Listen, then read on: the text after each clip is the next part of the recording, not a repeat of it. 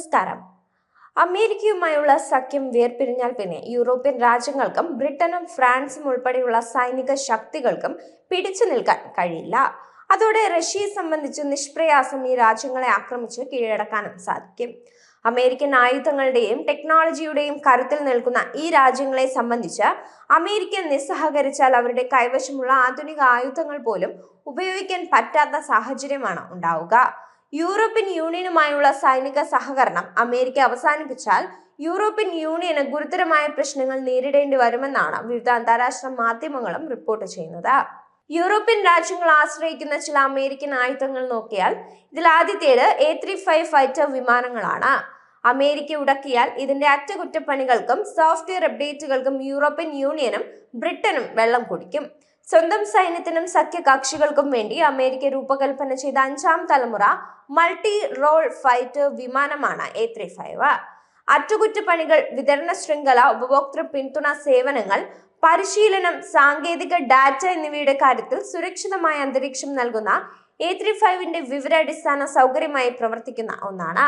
European ശക്തികൾ American നിർമ്മിത UAVകളും കാര്യമായി ഉപയോഗിക്കുന്നുണ്ട്. നിരവധി യൂറോപ്യൻ രാജ്യങ്ങൾ ഉപയോഗിക്കുന്ന UAV ആയ MQ-9 റിപ്പർ ആണ് ഇതിൽ ഏറ്റവും കൂടുതൽ ഉപയോഗിക്കുന്ന ആക്രമണകാരി.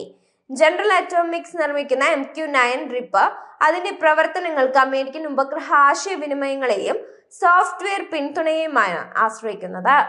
ഇതിനർത്ഥം യൂറോപ്യൻ റീപ്പർ ഓപ്പറേറ്റർമാർ കമാൻഡ് ആൻഡ് കൺട്രോൾ സിഗ്നലുകൾ, സെൻസർ ഡാറ്റ, വീഡിയോ ഫീഡുകൾ എന്നിവ ഉൾപ്പെടെയുള്ള നിർണായക ഡാറ്റ കൈമാറുന്നതിനും സ്വീകരിക്കുന്നതിനും അമേരിക്കൻ ഉപഗ്രഹ ഇൻഫ്രാസ്ട്രക്ചറിനെ ആശ്രയിക്കണമെന്നത് തന്നെയാണ്. MQ-9 റീപ്പറിന്റെ സോഫ്റ്റ്വെയറും വലിയ തോതിൽ അമേരിക്കൻ പിന്തുണയെയാണ് ആശ്രയിക്കുന്നത്. വിമാനത്തിന്റെ operating system, mission planning, software, sensor സിസ്റ്റങ്ങൾ എന്നിവയെല്ലാം അമേരിക്കൻ കമ്പനികളാണ് രൂപകൽപ്പന ചെയ്തിരിക്കുന്നത്. അതായത് റീപ്പർ പ്രവർത്തനക്ഷമവും ഫലപ്രദവുമായി തുടരുമെന്നാണ് ഉറപ്പാക്കാൻ യൂറോപ്യൻ ഓപ്പറേറ്റർമാർ അമേരിക്കൻ സോഫ്റ്റ്വെയർ അപ്ഡേറ്റുകൾ, പാച്ചുകൾ, സാങ്കേതിക പിന്തുണ എന്നിവയെ നിർബന്ധമായും ആശ്രയിക്കണം. ഈ പിന്തുണയ്ക്ക് എന്തെങ്കിലും തടസ്സം സംഭവിച്ചാൽ അത് റീപ്പറിന്റെ പ്രവർത്തന ശേഷികളിൽ കാര്യമായ പ്രത്യാഘാതങ്ങൾ ഉണ്ടാക്കുമെന്ന കാര്യവും ഉറപ്പാണ്. അതുപോലെ തന്നെ ബ്രിട്ടന്റെ ആണവ പ്രതിരോധ സംവിധാനമായ ട്രൈഡന്റ്, അമേരിക്കൻ നിർമ്മിത ട്രൈഡന്റ് അന്തർവാഹിനി വിക്ഷേപിക്കുന്ന ബാലിസ്റ്റിക് മിസൈലുകളെയാണ് പ്രധാനമായും ആശ്രയിക്കുന്നത്. അമേരിക്കൻ നിർമ്മിത Patriot surface to air missile സംവിധാനങ്ങൾ പ്രധാനമായും സഖ്യകക്ഷികൾ ഉൾപ്പെടെ വിവരങ്ങൾ പങ്കിടാൻ ഉപയോഗിക്കുന്ന മറ്റൊരു സംവിധാനമാണ്. ദീർഘദൂര anti submarine warfare, anti surface warfare, intelligence, surveillance, reconnaissance എന്നിവ നടത്തുന്ന അമേരിക്കൻ നാവികസേനയുടെ മൾട്ടി മിഷൻ മാരിടൈം പെട്രോളിംഗ് രഹസ്യാന്വേഷണ വിമാനമാണ് P-8 പോസിഡോൺ. P-3C ഓറിയോണിന് പകരമുള്ള വിമാനമാണിത്.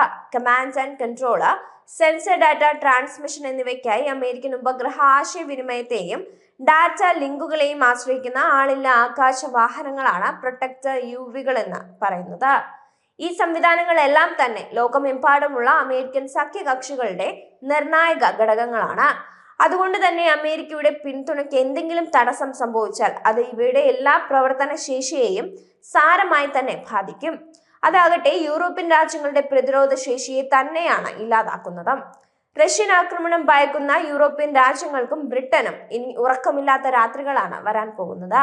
അത്തരമൊരു സാഹചര്യത്തിലേക്കാണ് അമേരിക്കൻ പ്രസിഡന്റ് ഡൊണാൾഡ് ട്രംപ് ഈ രാജ്യങ്ങളെ ഇപ്പോൾ എത്തിച്ചേർത്തിരിക്കുന്നത്.